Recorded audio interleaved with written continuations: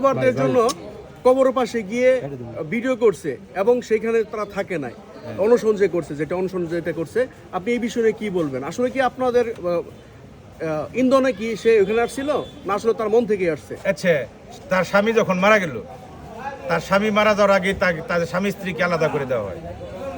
কুফলুদ্দি কাকা একটা শর্ত দেয় যে এই বোপলাবান থাকলে আমি চিকিৎসা করাবো না।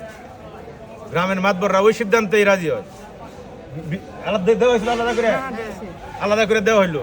পরে হাসপাতালে যে সুজন মারা গেল, সুজনের লাশ ফেলে সুজনের বাবা পলাইলো। তারপরে এরা কোথায় আশ্রয় নিল? কোথায় ছিল তোমরা ওই কদিন? সাইফুল ভাইদের বাসায় ছিল। সাইফুল ভাই কো? উনি একজন হতদরিদ্র মানুষ। উনি কয়দিন এই তিনজন পরিবারের আশ্রয় দিব? বাধ্য হয়ে তখন উনি বলছে, মনের দুঃখেই কইছে, যেমনি কইছে যে আমার সম্ভব না। আবার মামলা হয়েছে না যে তোমরা আমার বাসা থেকে বাইরে যাবো। যখন এটা বলছে বিভিন্ন চাপে পড়ে।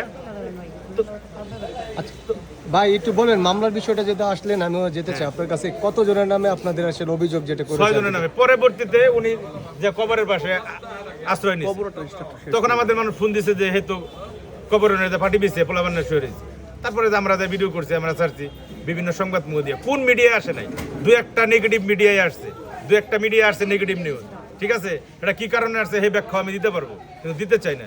কিন্তু এই দেশের স্বনামধন্য যত মিডিয়া আছে, প্রথম আলো, রিলিস্টার থেকে শুরু করে, যুগান্তর থেকে শুরু করে, কালবেলা থেকে শুরু করে, কোন RTV থেকে শুরু করে কালের কণ্ঠ, যেগুলো দেশের বড় বড় মিডিয়া, সবাই কিন্তু এতিমদের পক্ষে না, মানে সঠিক নিউজটার প্রচার করছে, মানে সঠিক যারা তথ্য তুলে ধরছে। আর দু এক জায়গায় নেগেটিভ নিউজ হয়েছে, সেটা কিভাবে হয়েছে সেটা আমি ফ্ল্যাশ করতে পারি, কিন্তু জটিলতা সৃষ্টি করতে আমি চাই না।